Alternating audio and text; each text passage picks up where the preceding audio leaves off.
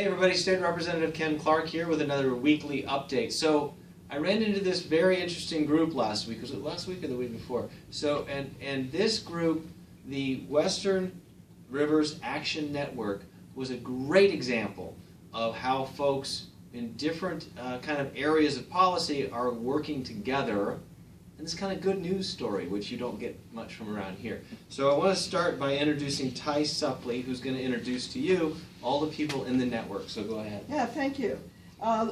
As Representative Clark said, Western Rivers Action Network is a group of interested citizens and organizations that care about our rivers in the West. It's multi-state, so it includes Colorado, New Mexico, Nevada, and California, as well as Arizona. It was started by the National Audubon Society about 3 years ago. And we have over 35,000 individuals who have signed up to get alerts and get educated about the complex issues of water in the West. And our primary interest is considering the natural environment. So we have Trout Unlimited in the network, Arizona Elk Society, Arizona Wildlife Federation, Arizona Backcountry Hunters and Anglers, and Arizona Sportsmen for Wildlife Conservation.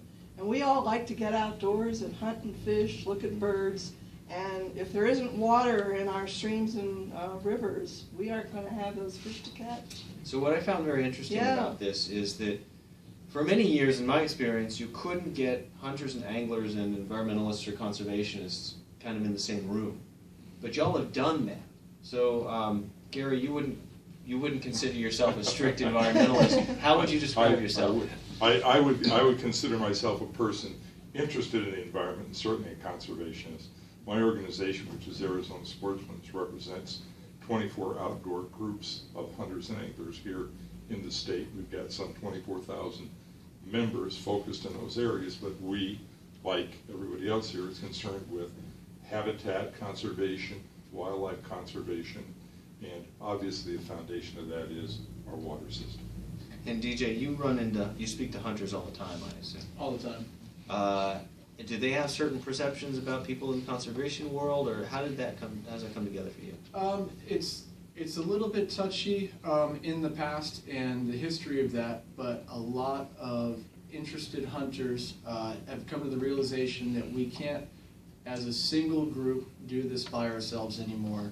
A great example in history of that is the duck stamp, or the Pittman-Roberts tax, where specifically hunting groups have overcome barriers, and in the example of the waterfowl stamp, really saved wild waterfowl in America. But today, with the barriers we're facing, we can't do it alone, just by ourselves. It takes a group of people to come together, kind of come to terms on some of our differences, and work towards a common goal. And in Arizona, our water resources are limited, so that's obviously top tier for us here in Arizona. And it's the same thing with access to public lands. I think everybody here hunts or fishes almost solely on public lands. And if we lose those lands, it's irreversible. Okay, so Tice, can you tell me one thing that was most difficult to overcome and one policy issue you're hearing about this session that you are most concerned about? In 20 seconds, go. All right, thanks. I think the thing to overcome was going to these traditional hunting and angling groups as an Audubon member and sharing our story, and that we really strongly believe that the conservation of birds and other wildlife has no political color, and that we're in this together. And I'd say the biggest success is they all agree, and there's great unity, whether you bird watch or fish or hunt, around the need to protect our rivers. Mm-hmm. The biggest issue in our state. And as water demands increase for people, it's really important to find a productive way to talk with our elected officials and people that live in our cities to understand that we can have both. So any bills this session you're most concerned about? Yes, we're concerned about a couple of bills that are, in our opinion, going the wrong way in terms of our Groundwater Management Act.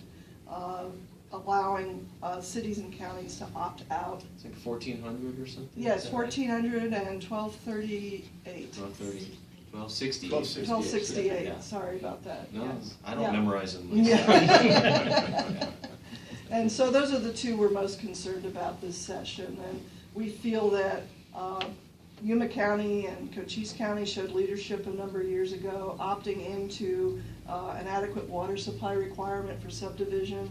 And these bills will make it hard for them to continue to authorize that strategy outside of active management areas.